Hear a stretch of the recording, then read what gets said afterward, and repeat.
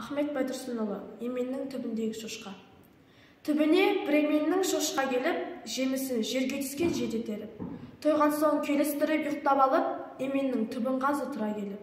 Шошқаға сол уақытта сөз айтады, ағаштың басындағы құзғын көріп. Тамырын қазып аршып тастаған соң, қалмайма емен қурап кеуіп сынып.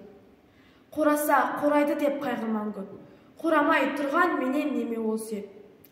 Қураса маған салса кеуіп кетсін, қиналман оның үшін уайымы жем. Құдайым жемісінен айырмасын, қылатын мені семіз солар ғой тек. Сол шақта күңіреніп сөйледі, емен шошқаға айтып тұрған осылай деп.